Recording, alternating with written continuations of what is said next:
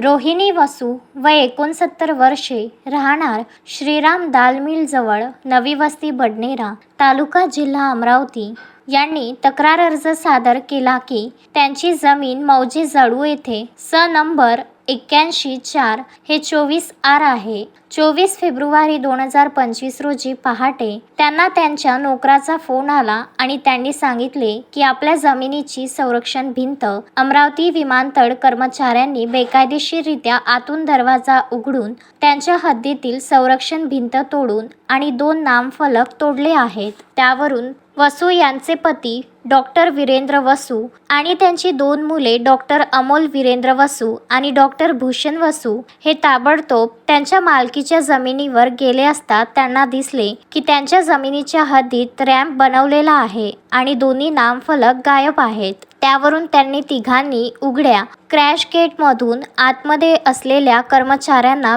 विचारणा केली असता त्यावेळी सकाळी तिथे उपस्थित तहसीलदार अश्विनी जाधव, मंडळ अधिकारी पिंजरकर, पटवारी वाघमारे, विमानतळ अधिकारी जिरापुरे, अन्य विमानतळ कर्मचारी आणि संरक्षणासाठी पोलीस कर्मचारी दिसले. या सर्वांनी वसू यांची जमीन हडपण्याचा प्रयत्न केला आहे असा आरोप रोहिणी वसू यांचे पती वीरेंद्र वसू यांनी पत्रकार परिषदेत केला आहे. नमस्कार पत्रकार बंधूंनो, मी डॉक्टर वीरेंद्र वसू, सर्वे नंबर 81 मौजे जवळचे जे मालकीण आहे सौभाग्यवती रोहिणी वीरेंद्र वसू हिचा मी पती आहे. दिनांक 24/2/2025 रोजी रात्री 5:27 माझ्या पत्नीला फोन आला माझ्या नोकराचा. माझा मोबाईल त्यावेळेला ऑटो फ्रेंज होता, त्याच्यावर पत्नीला फोन आला नोकराचा की आपल्या शेतामध्ये येऊन तोडफोडची कारवाई केलेली आहे आणि त्यावरून आम्ही तडकाफडकी दोन्ही मुलांना मी उठवून जागवून आणि ताबडतोब आम्ही शेताकडे निघालो.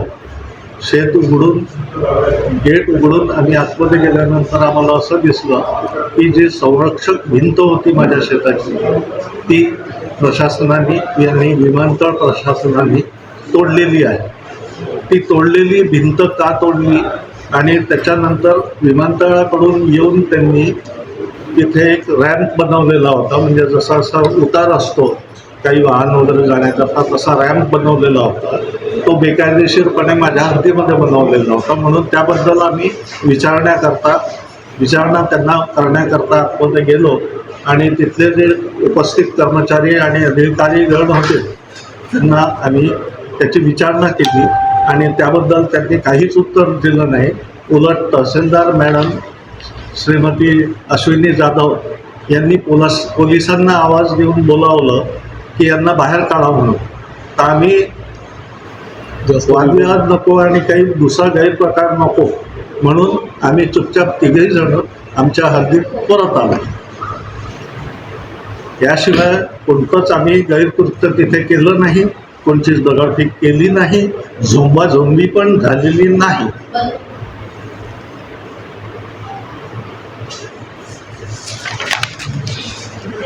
ही संपूर्ण घटना जी आहे रात्री 3 वाजता सुरुवात त्यांनी कामाची केली असली पाहिजे. आम्ही 5:41 तिथे पोहोचून आम्ही व्हिडिओद्वारे सगळं चित्रीकरण केलेलं आहे आणि कोणताच आम्ही गैरप्रकार केलेला नाही.